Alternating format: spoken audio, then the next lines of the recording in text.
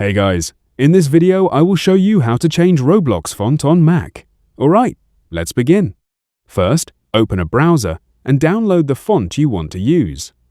After that, go to Finder and open Applications. Right-click the Roblox app and select Show Package Contents.